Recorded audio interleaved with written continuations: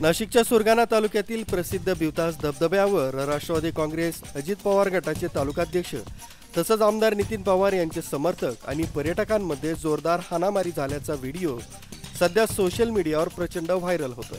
8 जुलै रोजी ही हाणामारी झाल्याचं कळतंय। याबाबत दोन्ही गटाकडून दावे प्रतिदावे केले जात आहेत। अजित पवार गटाचे आमदार नितीन पवार यांच्या पत्नी तसंच जिल्हा परिषदेच्या माजी अध्यक्षा जयश्री पवार तसंच त्यांचे पुत्र ऋषिकेश पवार महिलांसह भिवतास धबधब्यावर फिरण्यासाठी गेले होते। त्याचवेळी कळवण तालुक्यातील जांभलेवणी येथील काही तरुण भिवतास धबधब्यावर फिरण्यासाठी गेले होते।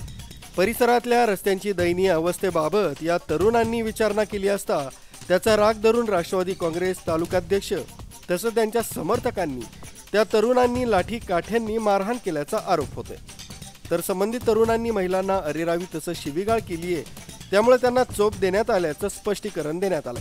दरम्यान दोन्ही गटावर प्रशासन तसंच पोलिसांकडून कोणतीही अधिकृत कारवाई करण्यात आली नाहीये।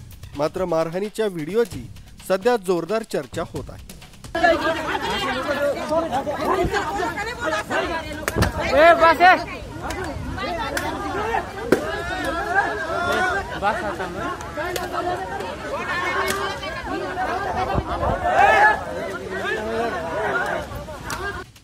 आरबी न्यूज साठी पांडुरंग भांगरे, सुरगाणा।